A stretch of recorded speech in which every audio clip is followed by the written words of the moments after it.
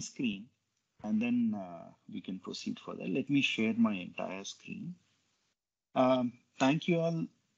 Already, my introduction is done, but nevertheless, this is me. I do a lot of Industrial Revolution 4.0 implementations, and I work as a chief data scientist and technology advisor for 4 different companies. Alongside being a director on our own company, I also serve on the board of directors of different companies. Okay. And of course, this session is all about applications of AI in pharma. Nevertheless, if you have any questions at a later point of time, you can feel free to contact me. And I'm just searching for the chat window. I think, uh, is there no chat option enabled here? Not sure. I think I'm not able to find the chat option, but that's absolutely fine. You can connect with me over LinkedIn and you can ask me your questions if you have any, because I believe we cannot discuss by getting into the details of each and every application that I'm going to talk about in the interest of time. So here we go. Of course, it's pharmaceutical analytics, but I wish to, at a high level, talk about entire ambit of life sciences healthcare analytics. I also want to strike a right balance between just focusing on the technology versus focusing on both technology and business, which will broaden the thought process of various individuals. Okay, why is data becoming so important in the first place, right? Because devices are becoming smaller and devices are storing more data. And the amount of data that can be stored on the same size hard disk is doubling every year. The amount of data that can be transported from one location to another via data is also increasing. The capacity is increasing. And the images that we are dealing with are becoming better when it comes to quality. The moment the images quality increase, you can apply artificial intelligence on the images to identify various diseases. It could be as simple as identifying COVID using your lung images, X-ray images, to as complicated as identifying cancer. Okay, here is the kind of data which gets generated in life sciences healthcare industry, right? Healthcare data, you have administrative data, insurance data, clinical data, so on and so forth, wearable devices data, and you have pharma data. Here we have preclinical studies, major organ toxicity, healthy human volunteer studies, clinical trials phase 2 and phase 3, post-marketing surveillance. This is very important. And there are a lot of other areas, avenues where we have data or where data gets generated. And also on another side, we have life sciences.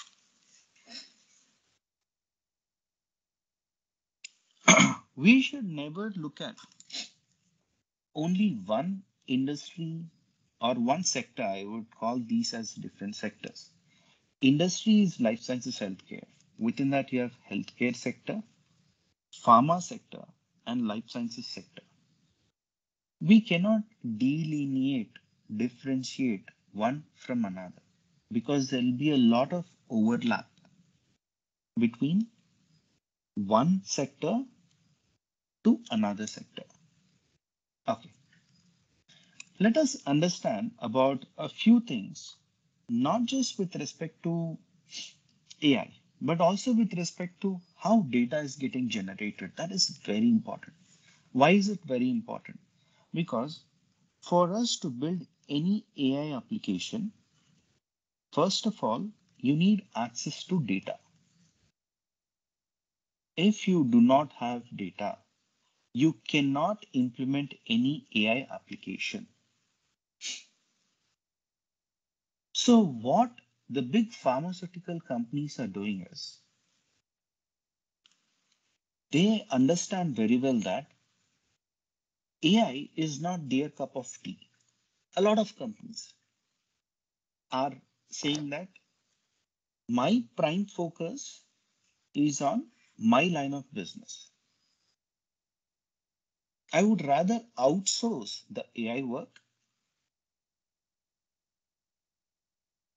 to the startups that we have or to the various IT companies or to technology companies which are well versed in implementing AI because they clearly understand that AI is not about just running algorithms. Okay, it is not about running algorithms. It's more than that. Okay, how is it more than that? Let us understand. So if you want to do it in-house, if you want to do AI in-house, you need a lot of capabilities, such as you need someone who will be called as a architect. That architect, technology architect, has to clearly list down the technology roadmap and tell you on how data would be captured, how the data will be transmitted to the different algorithms that you have, how the algorithms will run, how the results will be coming out, where will the results be stored, would you also display the results to patients along with the doctors, or do you have anything sensitive, any sensitive data which should be shown only to the patient?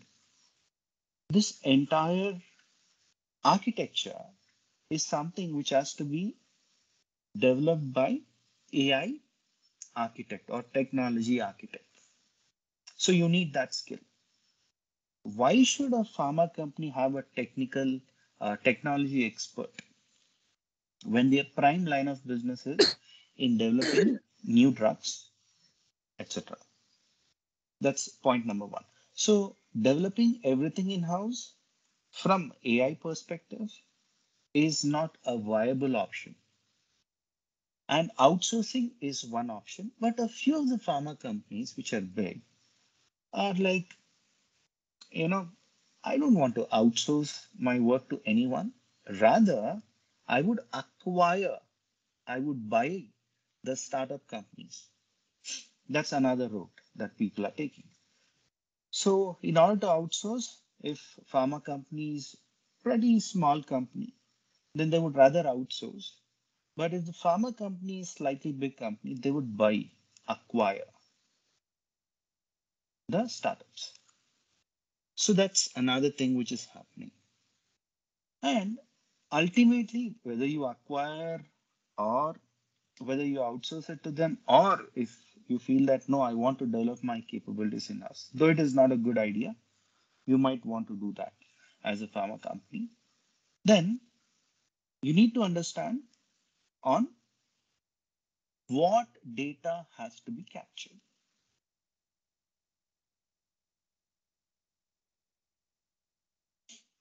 What is the data that you want to capture? Once you decide on what data you want to capture, you would then try to understand how to capture.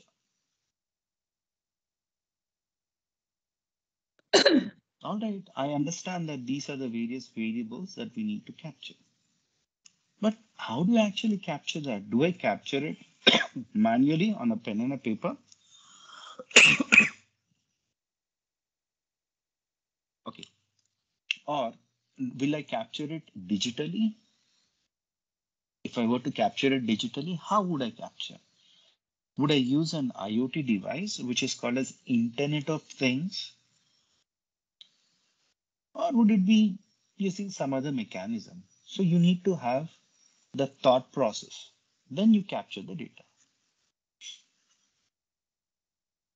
Once you capture the data, you have to secure the data.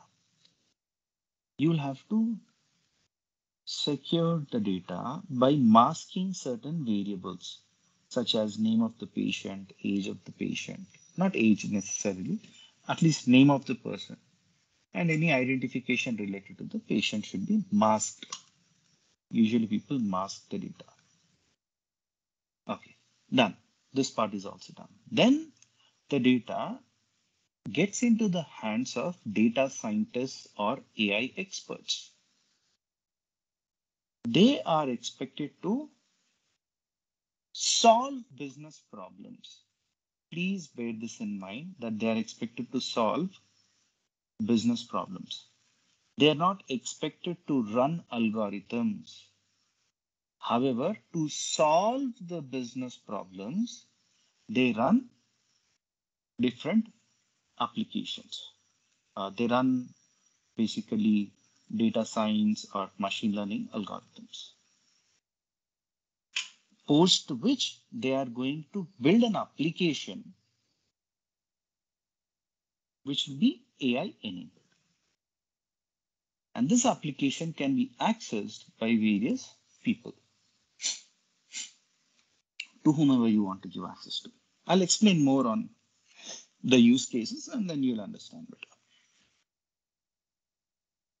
So, for those of you who feel that AI is the end result, I need to learn the algorithms and then I need to just understand the statistics, then run the algorithm, job done. You'll be in for a big surprise when you're interviewed by people for any position, opening in their companies, or if you want to real time build some applications on your own, then you'll be in for a big surprise if your focus is narrowed down only to these two: statistics, data science, machine learning. These are all fancy terms to hear, right? But 80% of your work goes into establishing your business process. What data has to be captured? How do I capture it? How do I secure the data? What business problems can I solve given the data that I have? Then you run various things. Okay, next. When it comes to AI in pharma, you have various stages, right, or various areas where you can implement, you know, AI applications. One is with respect to drug discovery. Another is with respect to drug development itself.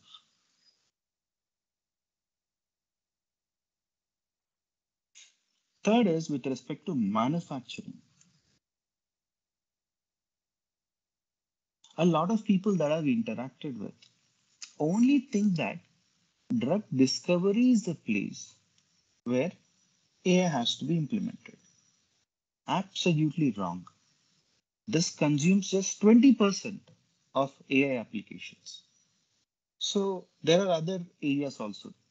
Fourth, marketing. Fifth, patient monitoring. Okay. Majorly, these are the five areas where AI applications are applicable when it comes to pharma industry. Okay. But even before we get into any one of these, collection of data is pivotal, very important. So let's discuss about a few of those. So you have something called as healthcare smart devices, which will capture huge amount of data, right? It could be related to people who get sports injuries or people who just got treated surgically, right? Healthcare, it could be as simple as COVID patient. When someone comes from a different country, you ask them to home quarantine for probably 10 days or 7 days, whatever. And there is no guarantee that they are staying at home. We have our office in Malaysia. There, what they do is the moment you land, they give you a device, a wearable device. That wearable device should be continuously switched on. If it's switched off, you immediately get a call from the police. Police will call you. Where are you? Why is your device not on? Things of that kind. And if your uh, wearable device goes away from your home, they will get hold of you. And on the seventh day, after seventh day, on eighth day, you have to go and get it removed at a specific designated center. So they are monitoring to reduce the spread. Another thing is, in Japan, basically, the population is aging. There, there are a lot of old people there. Old people should be taken care of, right? So, but the younger generation is less. And within that younger generation, people who opt the nursing field are even less. So if an old person who's admitted to a hospital has to be lifted and taken to a washroom, if they are in immovable position, you have to lift them and take them to a washroom. This is an example. Or you have to feed them, so you have to make them sit. Then these nurses, if they start lifting every old person in that hospital, they will damage their back. So there are certain sensors tagged to these old people. The moment there is a sensor alarm based on their bowel movement, etc., there's a sensor alarm. Nurse is notified, nurse will go, but nurse is also going to wear a robot, a robotic device, which will actually help them easily lift the patient. So that's what is happening with respect to that. Organ on a chip.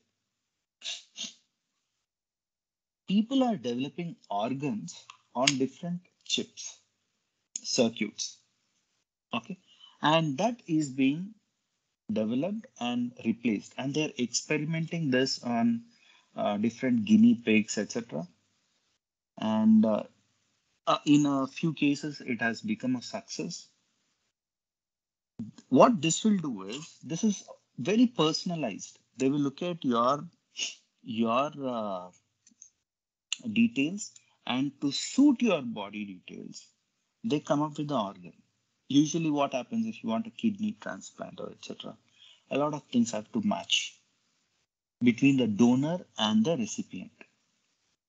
But here they grow an organ on the chip, and that organ would suit your body needs, and it can be implanted easily. Third thing is chip in a pill. They put a chip which dissolves in your body without causing any harm. But by law, you need to inform to the patient that this is what you're giving to them. In British Airways, for people who are heart patients or have certain health issues, with their consent, they're giving this chip to track their movements. And also, there is a flight which people have experimented. 18 continuous hours of flight journey. Now people are like, 18 hours, can patients travel in flight? Can people travel in flight without they having any nausea issues, vomiting sensations, etc.? Can this be a success? Usually, that's the reason why you'll have connecting flights. Or this is one of the reason, because if someone travels continuously for 18 hours in a flight, they tend to fall sick. So to track their movements on whether someone is okay, is their blood pressure okay, so on and so forth, they put a chip inside, and that will dissolve within your body, and they're going to capture a lot of details. Google Glass. Another classic example of doing surgery. In remote places, when a junior doctor is performing a surgery, may I request the chairperson to mute the other people?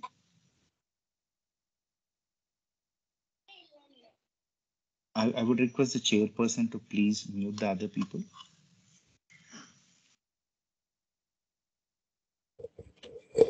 Sir, I mute everybody. Can you start your lecture by unmuting yourself? Sure, thank you so much. Okay, so using Google Glass, data is captured on whether the steps are being performed properly or not. If you have a junior doctor doing some medication or a surgery or whatever for the other patient, they're going to suggest, or Google Glass is going to suggest on whether your steps are right or wrong, whether you're giving right medication or not, so on and so forth. Okay. Then they have eye beacons. Eye beacons are also like sensors only, basically. And then you have smart wheelchairs, etc., which will track whether you're going to fall, are your sensors right or not, so on and so forth. Then sensors and drug delivery devices.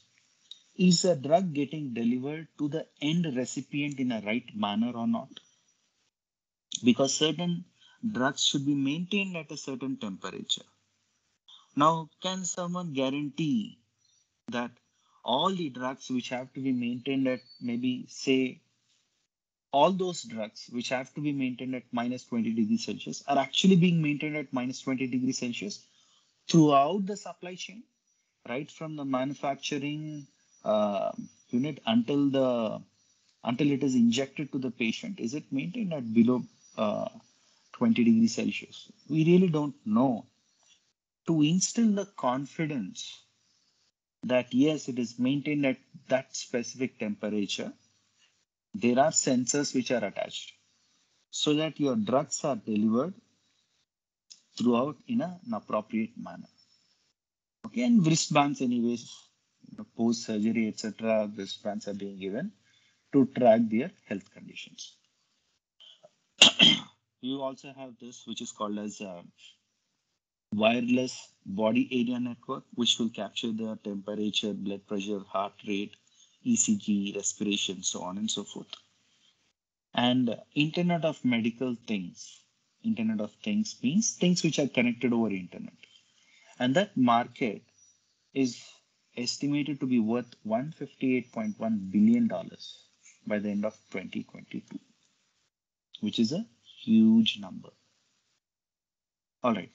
So now let me first explain this because a lot of people get confused between what is data science, what is artificial intelligence, so on and so forth. First, let me explain about artificial intelligence. What is this artificial intelligence? Anything which humans are doing, if it can be automated artificially, it is called as artificial intelligence. Now, I'll give you a different example as opposed to pharmaceutical, just to get a sense on what AI means, right? When you drive a car, you control the steering, you apply brakes, you change the gears, so on and so forth. All these things are being performed manually. If you can automate all these things artificially, then it is called as artificial intelligence. That is, simply put, self-driving cars or driverless cars.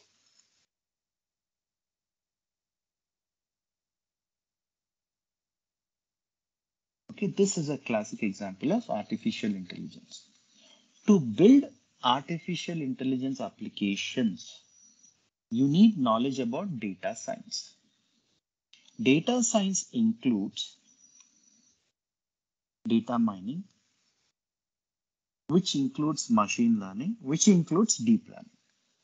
These are all various modules in which you'll have different algorithms, techniques, etc., Whatever technique you apply, at the end of the day, you end up building AI application. Ultimately, whatever techniques you use, supervised learning, unsupervised learning, predictive modeling, deep learning, neural networks, whatever you use, at the end of the day, you would end up building AI application.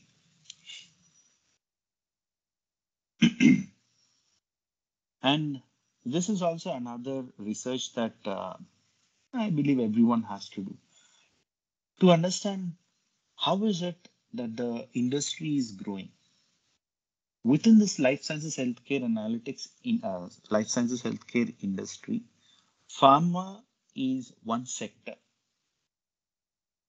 So you can also get the data of each and every sector at what pace it is growing. But with this pandemic, you know, what is the rate at which pharma is growing anyways, right? So this is one thing. Okay. And Google AI, Google has come up with its artificial intelligence system that basically beats doctors at breast cancer detection. To detect the breast cancer, Google artificial intelligence is better than doctors. Okay, and then we have something called as diabetic retinopathy. Diabetic retinopathy means you have your retina eye, they will scan the eye and then they will determine whether you are diabetic patient or not.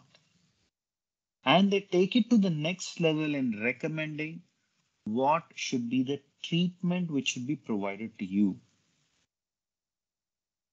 what medicines have to be given to you, so on and so forth. Now, what pharma companies are doing is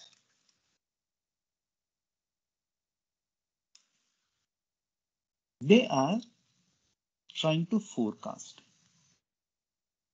What are they trying to forecast?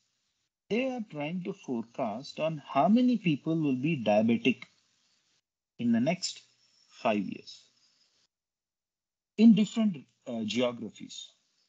Okay, how many people will be diabetic in India or in Asia? How many people will be diabetic in North America, in Africa, so on and so forth? Right? How many people might get cancer? How many people might get breast cancer? How many people might get different liver cancer, for example, so on and so forth.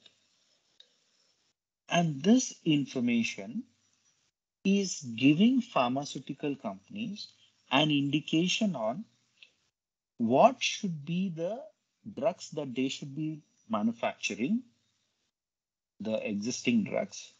Should they increase the existing drugs manufacturing, or if they see that the market demand is very high, then can we actually launch a preclinical trial,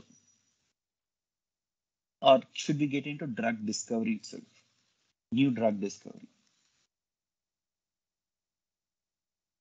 Okay, so a pharma company can grow in two ways, right? One is using their existing drugs that they are manufacturing. Another is to come up with new drugs. If they want to continue the existing drugs, of course, they need to look at their competition and then they have to provide for a better price, maybe. And if they want to enter into new drugs, they need to ask question on will we have sufficient market such that we recover our research and development costs as well as make some profits. Now your AI should help you sustain the profits for a longer duration. You should be able to get the profits for longer duration. That's the ultimate objective of artificial intelligence when it comes to pharma. They are not doing it just for fun. Okay, everyone is speaking about AI, let us also implement AI. No. If I implement AI, can my profits be sustained over a longer duration? Okay. And here they are implementing two different strategies. One is called as cost leadership strategy, wherein their prime focus will be on reducing cost.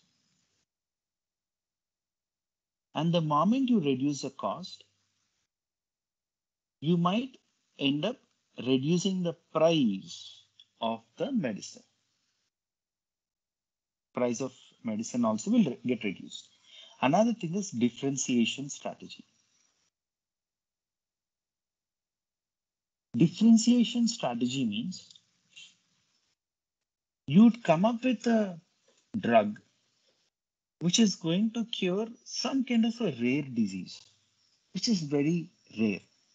Obviously, when I'm saying rare, it is rare, right? So, very small proportion of people will have the disease. You want to cure that. So that's differentiation strategy, but it will be costly. Why will it be costly? Because you're targeting some kind of a rare disease. Obviously, the drug discovery, drug development, manufacturing, marketing, all that will cost a lot. Right? So either you follow this or this, and the successful pharma companies have pursued one of these strategies, not both. So it is called as an inverted, not inverted, I would say this is a smiley curve. In the smiley curve, on this y-axis, you'll have profits. And someone who's following differentiation strategy will get this much amount of profit, high profits. Someone who pursues cost leadership also will get equal amount of profits. But for someone who wants to think that we need to implement both, are stuck in the middle. Yeah. 99% of companies are stuck in the middle because of this mindset that I want to do both.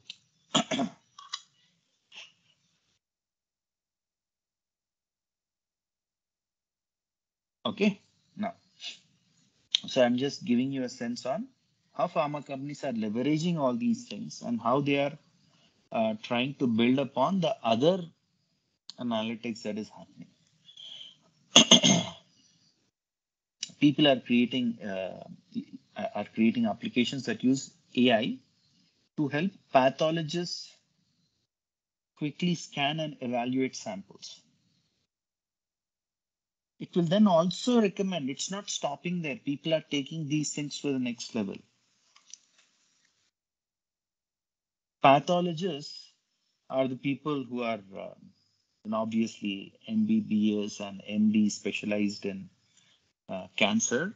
So they actually look at your tumor. Either they look at your tumor image or put that under a microscope and then write the report.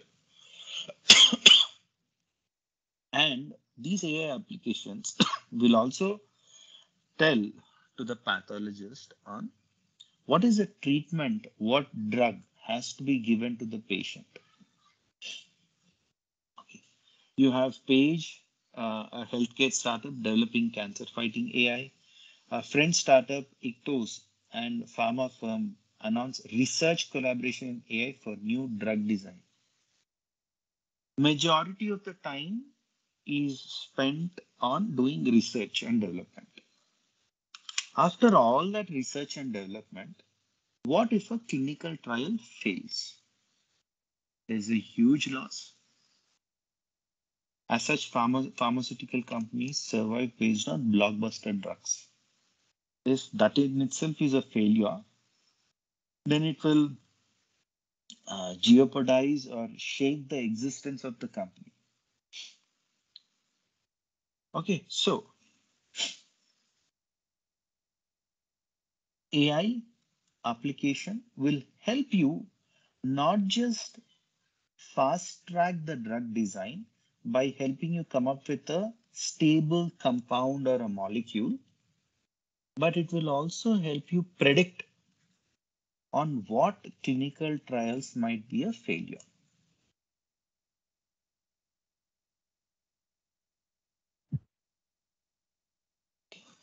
So for predicting clinical trials failure, it goes to the extent of who is the sponsor for a specific clinical trial. Is it National Health Academy or whatever? And how many people are you recruiting? Are you testing the drug on both the genders? Various parameters would be there and it will predict. Okay.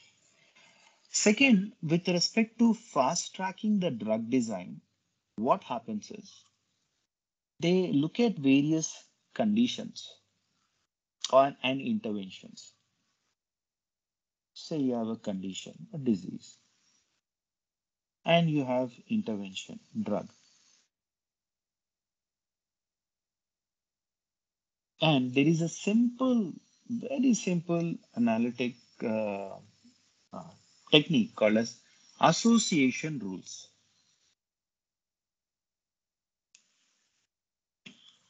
You look at basically all the successful clinical trials, look at various drugs, okay, and then look at the condition of that disease and look at how strongly they are related. The moment you are performing a new drug discovery, you can actually look at what is a condition and you'll come to know what are the various interventions which have in the past led to success. And you can take only those, and at least that can be a good starting point for you to get started. And people who feel that pharma is something which is not related to IT, let me tell you that all the service providing IT companies such as IBM, Accenture, Deloitte, Ernst& Young, TCS, Wipro, Infosys, HCL, Capgemini, you name it, they have a separate vertical industry aligned called as life sciences healthcare industry. Within that, pharma is a one big sector.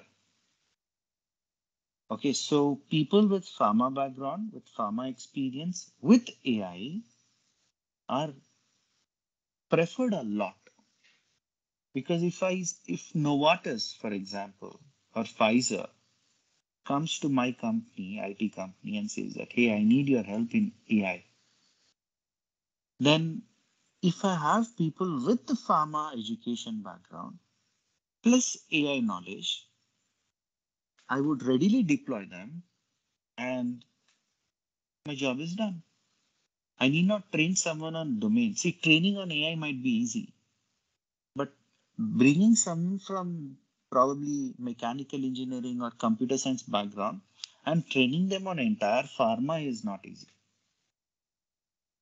The other way it is easy. Someone from pharma background training them AI would be easier. So that is what companies are looking at. Look at this. Accenture is getting a source of both in one acquisition, right? It's buying some company called as Clarity Insights, which is specialized in AI and big data, but they're primarily working on healthcare clients. Of course, financial services also, but healthcare clients. And they are raising funds left, right, and center companies. Okay. Cigna uses AI to check if patients are taking their medicines. Companies are not stopping. What pharma companies are doing is they want to know whether their drugs are effective in the market or not. I release my drug. There, if you end, then you might lose a lot of things, such as you might lose your market share. Maybe your medicines are not effective. If your medicines are not effective, how will you come to know? One is using adverse events, right? Adverse events works in this way, friends. Especially in India, it's a great failure. But okay, so if you are a patient if you go to a doctor. What will the doctor do? Doctor will give you some drug and you use that drug. After 1 week, a doctor says, come back to me. If for a checkup, how many patients will turn up? Will go after 1 week? Hardly any. Very small proportion of people go back to doctor saying, doctor, I use a complete course. I'm here for further consultation. Hardly any. Right? The second thing, if it is ineffective, then a few of the patients switch the doctor directly. But the drug might be ineffective, who knows?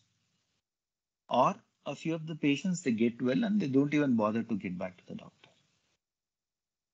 Or if the patient sees some other reaction, some allergies coming up, so on and so forth, they might reach out to the doctor and say, hey, doctor, I have these allergies which are coming up.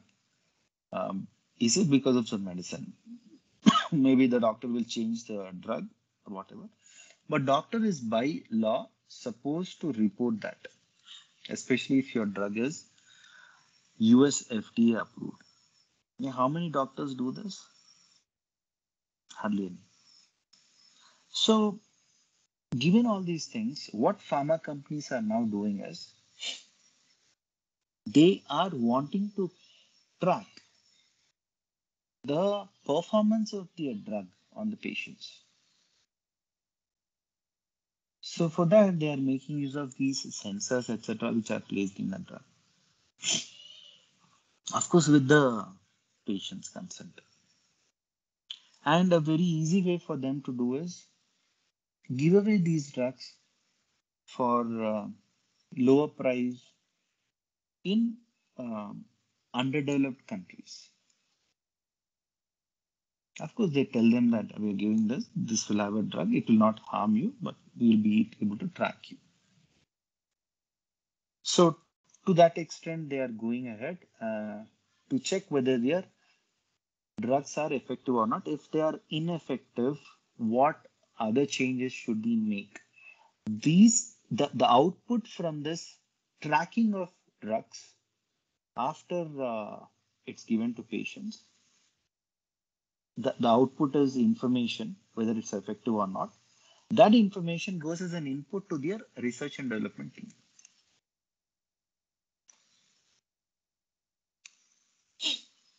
Okay. And Singapore approves AI for vascular ultrasound scans. So let me tell you this also. Application of AI, I mean, you might want to build it, but even before you build an AI application, you should also think through on how easy or how difficult it is to get approval from Medical Council of India or different drug associations. You need to think through, okay? And NFL wants to better predict the injuries using AI. And here, sports is becoming one big field, right? And I mean, a few things are banned, but those things which are not banned are performance enhancing drugs or muscle recovery drugs. Now, what few of the pharmaceutical companies are doing is, I was recently talking with one of my friends who works at UK, right? And he works at National Health Institute, NHI, in UK. And he was saying that, you know what? We are working on an AI application, especially in sports. Okay. And then he was saying that I'm doing a consulting for a specific pharma company where they want to tag pharma with sports. And how are you doing that is what I asked. And he was saying that we are looking at various sports. For example, there is Olympics Winter Olympics coming up in China, right? So how many countries are participating? In what all categories are they participating? Boxing, wrestling, so on and so forth. What kind of injuries people might get? Okay, and based on those, can I tweak my production line to cater to those needs? Can I be very specifically targeting the drugs at specific sporting events? Will that help me in increasing my market share or increasing my profitability? Sure. Okay, this is called as focused, drug discovery and focused drug development, focused drug marketing to suit the needs. And this is called as seasonality based, seasonality driven drug discovery, drug development, drug manufacturing. Major sporting event happening in a specific country, and the season there would be cold. So cold climate, these kind of hard sporting events, what kind of injuries people might encounter, can we readily make our drugs available to them for that event? Sure. So if you're thinking about, you know, how is predicting injuries related to drug, this is how it is related. Yeah. One more prediction, one more AI application which people have built is post-COVID. Now, a lot of physicians are getting burned out. They are working additional hours, additional shifts. They are standing the risk of they getting COVID. A lot of doctors died in the due course, the brave hearts. But then, can I have an AI application which can reduce the burnout of the physician?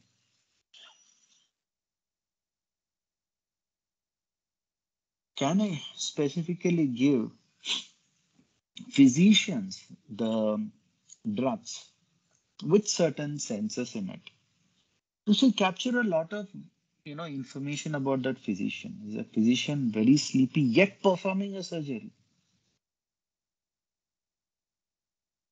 Right? So on and so forth. And one more thing is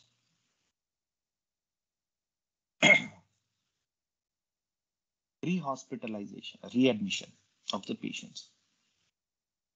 If a patient gets readmitted to a hospital within 30 days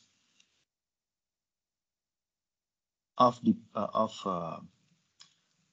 if you let that patient go, discharge, and within 30 days if the patient gets readmitted, then you as a hospital will lose a lot of funds which are given to you by the government. This is in US, especially in US context.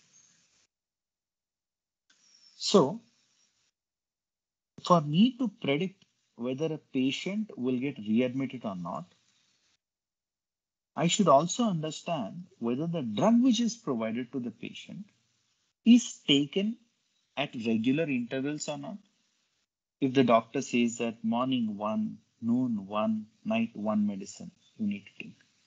If the patient forgets to take morning, takes in the afternoon, then neglects in night, etc., then chances are high that this patient might get readmitted. Do I not need this information? Yes, I need. As a hospital, I need this information that patient is not taking the medicine on time. So he might get readmitted. If the patient gets readmitted within 30 days, then I'll lose government funds. So what will the hospital do then? They will liaise. They will collaborate with pharma company. They'll say that pharma company, I'm losing significant money in because patients are getting readmitted. So can you help me track such things? Can we collaborate and do that? So this is the kind of new collaboration that's happening between different industries. One I already shown you, IT company and pharma companies. Another is sports companies and pharma companies. And when I say sports, I'm talking about major events, and also I'm talking about the adventure sports like climbing mountains and all that. They are also heavily tying up with pharma, or it can be the other way around. That pharma companies are more interested to know that how many people are going to scale Mount Everest this year. Based on that, can I come up with something which will help save the patients? The moment oxygen supply is less, you go blank, right? You don't know what you're doing as a human there. And then a lot of people just jump away from the cliff because they don't have oxygen. It's very suffocating, and they don't do it purposefully, but they just jump off the cliff. A lot of deaths happen like that. So that's one thing. Here, they are tying up with hospitals. Of course, hospitals is not a different thing altogether, but still, that's how they are doing it. So applications of AI, please do not assume that it's only related to uh, just drug discovery or drug manufacturing, etc., drug development, but it's also related to various other things that I'm speaking about. So speeding the drug development is one key thing. A Hong Kong-based biotechnology startup, which is called as In Silico Medicine. They are working with University of Toronto researchers. They're using machine learning to develop a very potential new drug to prevent tissue scarring. You know what? In a record 46 days. Traditionally, it used to take more than a decade to bring a drug to market. And they're using an algorithm called as reinforcement learning. Reinforcement learning is when you have too many permutations, combinations, too many drugs to be analyzed, right? Too many compounds to be built using those molecules. When you have that kind of a scenario, reinforcement learning comes in handy, which is one of the machine learning types. Okay, then CMR Surgical, they raised 240 million to launch robo surgery technology. And how is pharma involved in this? The robot surgery, this is related to hospitals. Why is pharma related here? Okay. When you're doing certain kinds of surgeries,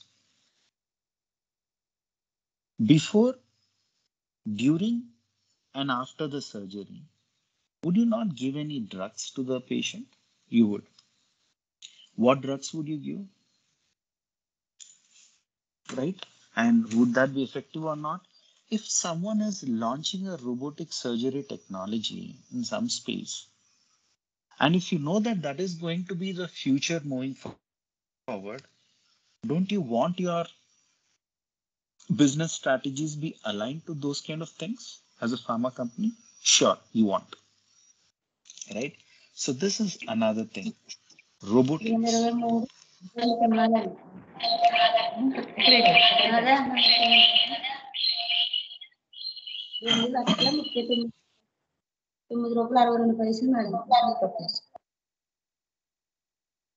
Yeah, thank you for muting.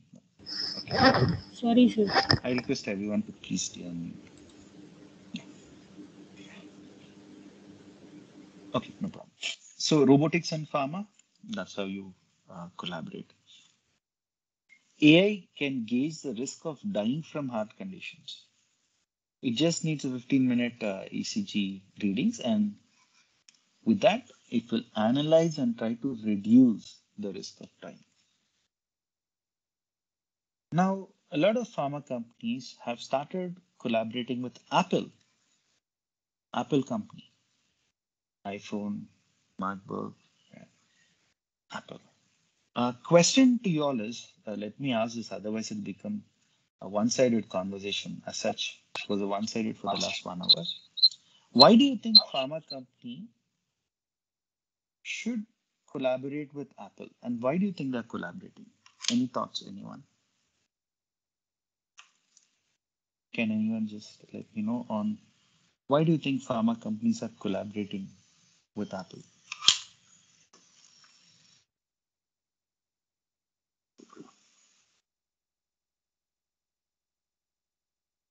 No one wants to answer. Okay.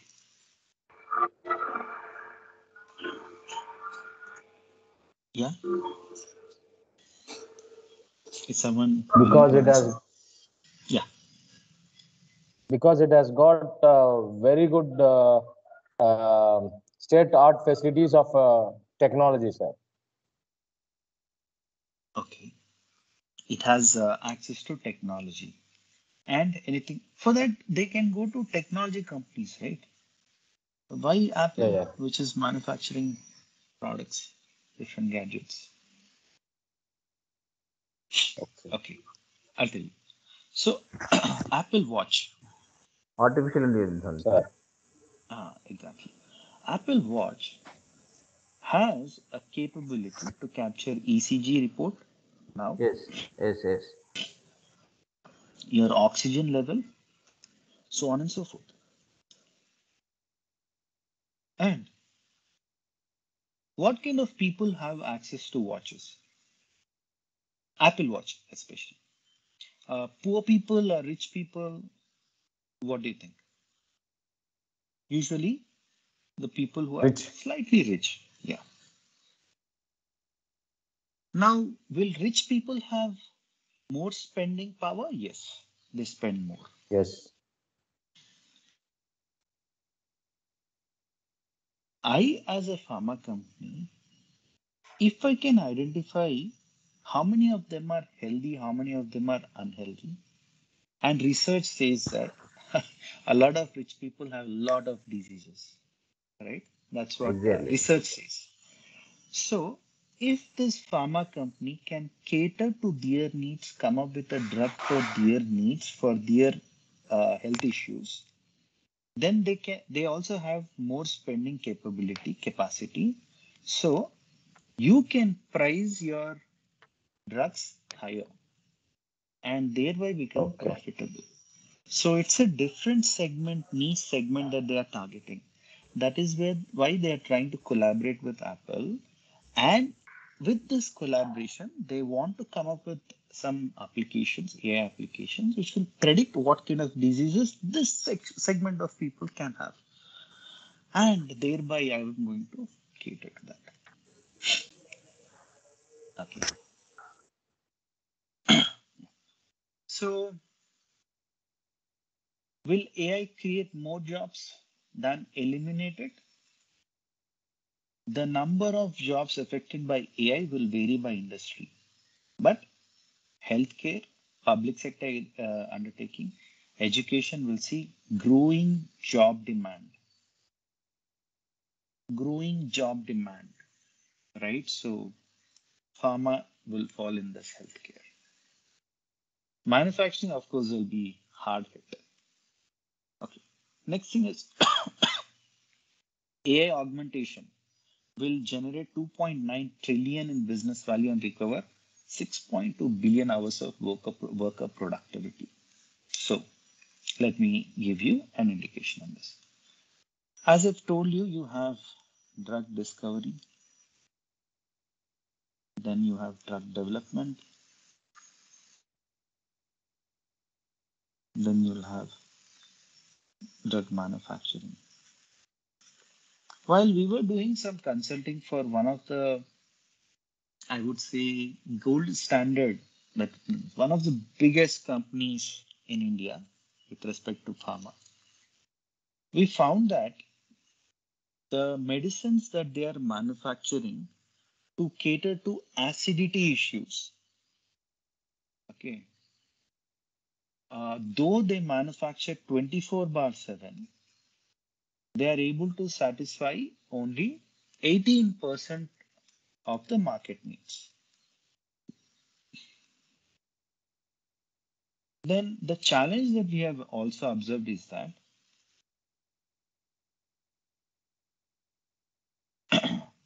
they were saying that I don't want to invest any more money in putting up more machines. That's it. The number of machines I don't want to increase. But my productivity has to go up and I should be able to meet the needs of at least 32% of the needs, 32% of the patient needs. Then when we were analyzing it, we found that raw material goes into this machine and then this machine output would be medicines, tablets. And these machines also fail in between. Now, is there any proactive indication that the machine is going to fail? No. Did they have any application? No. But one best part is their industrial PC. Industrial PC, personal computer kind of, right? Computer, otherwise, industrial computer, which will store data of when was the machine started, when did it stop, uh, what was the peak temperature of this machine, was it getting overheated, all that information is getting captured.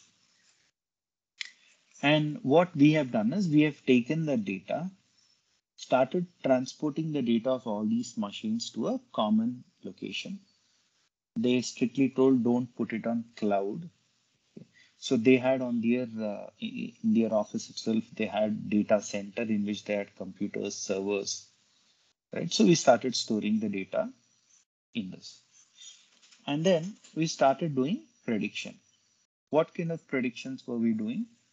We were doing predictions in terms of three things. Number one, will a specific machine break down or not?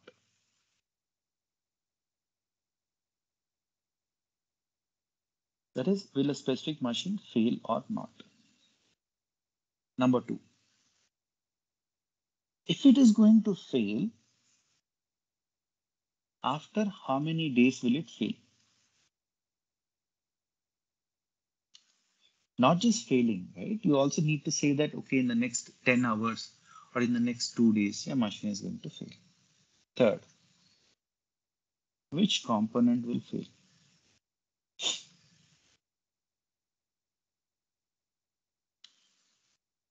One is whether it will fail or not.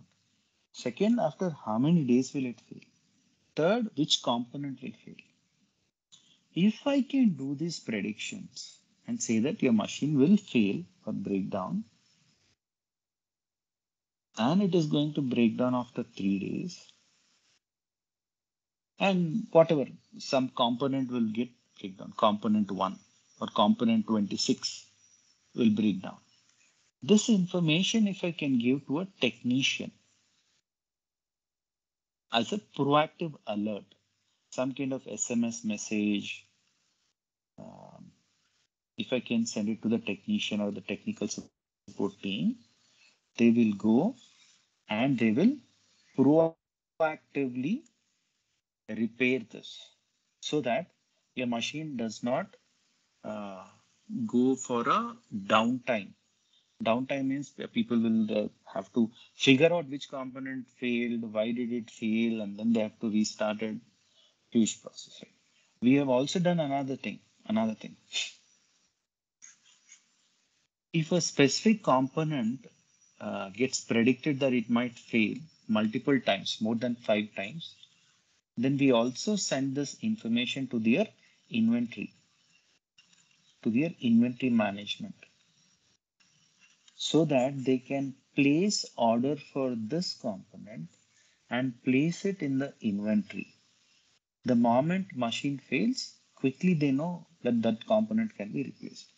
Obviously, it is a cost. You cannot say that for keep in the inventory all the major components or all the critical components. It will be cost.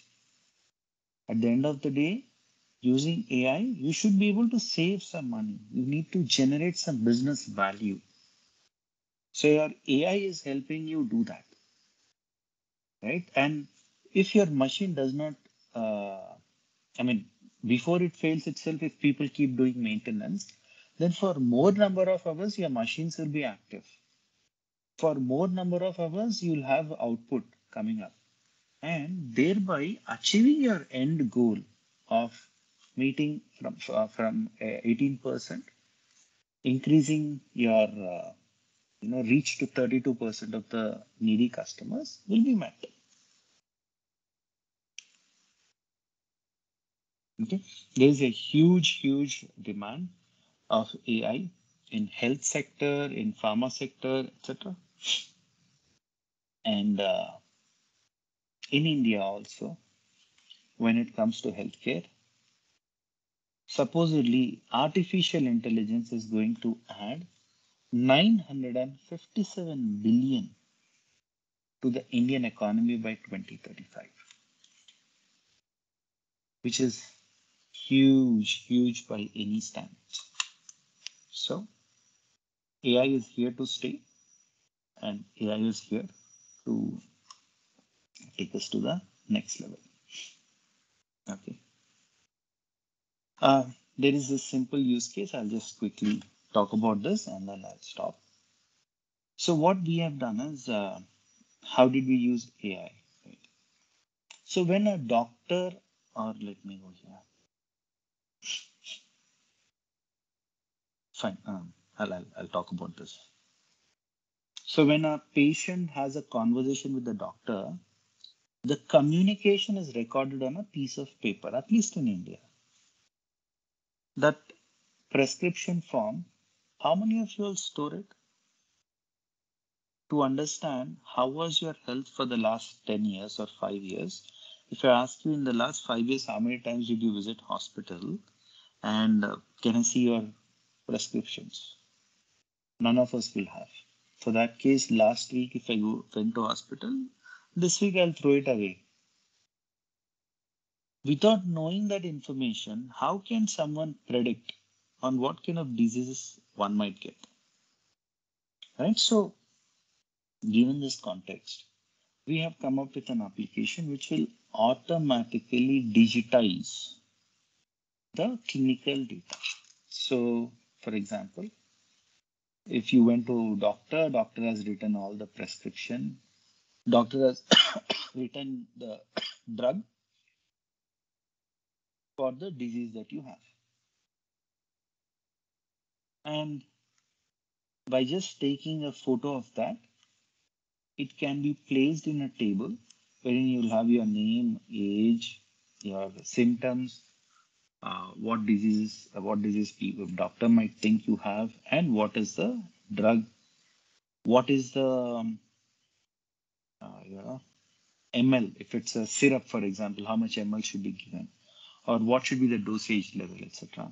How frequently should you take that? All that information gets captured.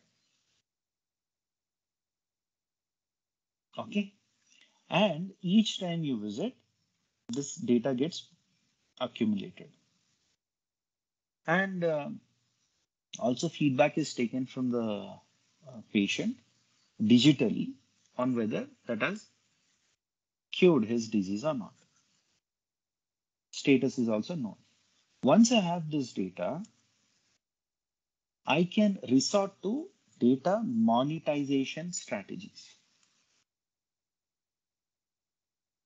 Data monetization strategies.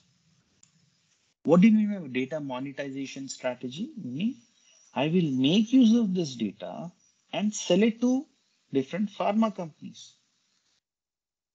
As a hospital, I can sell it. And then pharma companies will understand that, okay, for this kind of a disease, these are the kind of medicines which are given, and it has solved the purpose, solved the problem, cured the disease. Now, that information is very important for this pharmaceutical company. Another information is, okay, is there a new disease which is probably getting spread? A lot of people are coming in with flu, nausea, and they have stomach upset, whatever reasons. This is slightly different than the regular diseases. Is this a new kind of a disease that is coming up? Who knows? But then pharmaceutical companies would be interested in this. What if this becomes a pandemic? Early bird advantage will be there for pharmaceutical companies. So they are going to take this data. They will use that for predicting whether it's going to become a pandemic or not, or is that some kind of a disease on which they have to quickly start working upon, and also what kind of drugs are given to a patient to cure a specific disease. What are the compounds of those drugs? Can I make use of those kind of compounds so that my clinical drug discovery becomes faster?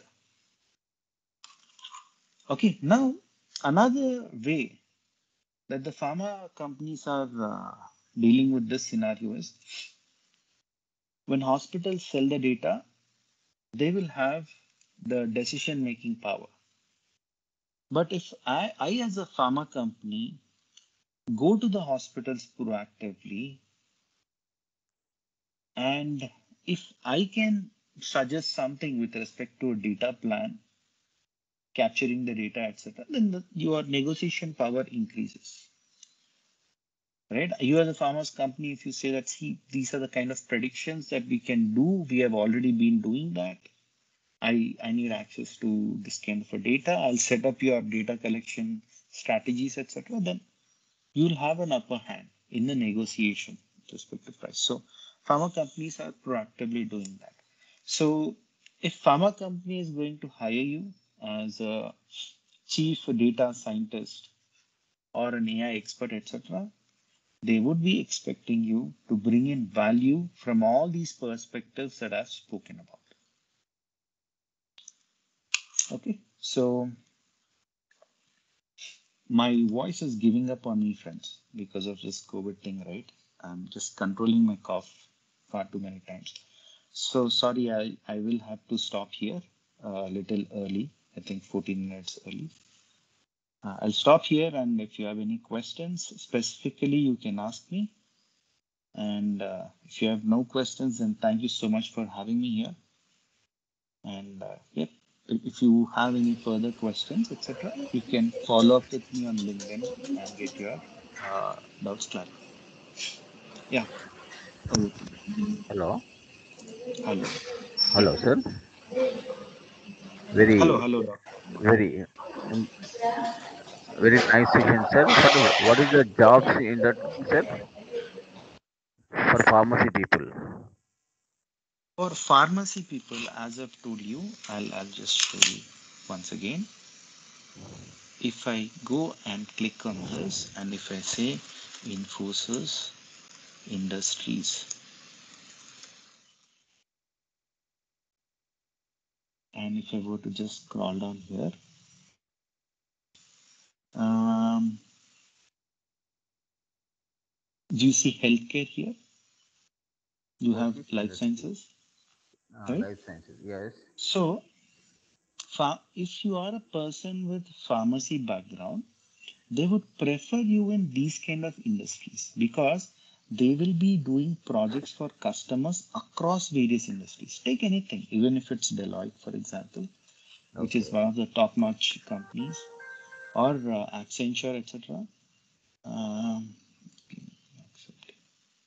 you have industries and you have life sciences healthcare once again, Okay. right? Any company, right? Accenture, for instance, Accenture, let me type industries.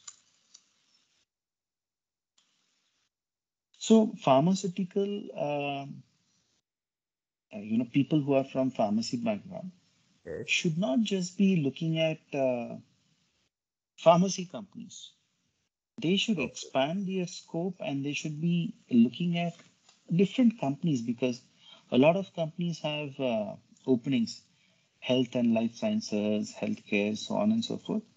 They In actually software, prefer in software people from industry also. pharmacy background. Huh, sorry? In software also. Yeah, absolutely. Because they will have people who are data scientists, who are AI experts, who come from pharmacy background. Okay. Someone with B pharmacy, for example, and certified on data science or AI, they will quickly pick them up because when companies such as Pfizer, Novartis, J&J, etc., when they want AI applications to be built, if they give it to Accenture, for example, Accenture needs people with pharmacy knowledge. Otherwise, they cannot build AI applications. And that's right. Yeah, Okay. Thank you, sir. yeah, sure, sure. Absolutely.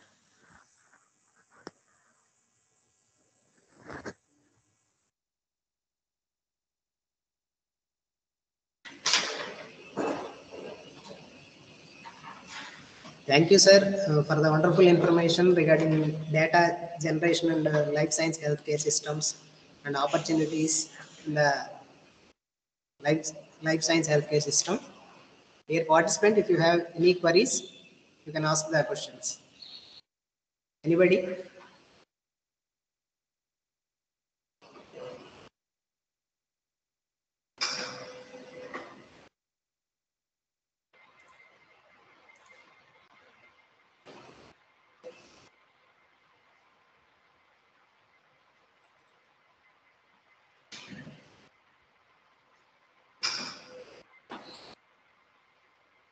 And this is the time to present the e-certificate. Sir, please accept the certificate. Yeah. Thank you so much for this, and it's really a pleasure to interact with you all and be a part of this program. Thank you all, friends. Thank you, sir. Thank Thank you very you, much for Dr. sparing your valuable Lakshman Rao time. Garu. Please Yeah, take care about your thank you health, so sir. much. Huh? Thank you, Yeah, sir. sure. Thank you. Okay, Thank sir. you, Dr. I will Lakshman call Rao you. Garu. Thank you so much. Okay. Sure, Thank you, sir. Thank you. Thank you, sir. Thank you so Thank much. you. Thank you. And small announcement to all the participants, feedback link for this session and the assessment link which is provided in the chat box. So all of you submit the feedback and assessment for this session. And another announcement, so tomorrow on the eve of Republic Day, there will be no sessions. So once again I repeat, tomorrow there will be no sessions on the eve of Republic Day. So again we will meet day after tomorrow, that is on 27th sharp 9:30 a.m. Thank you all.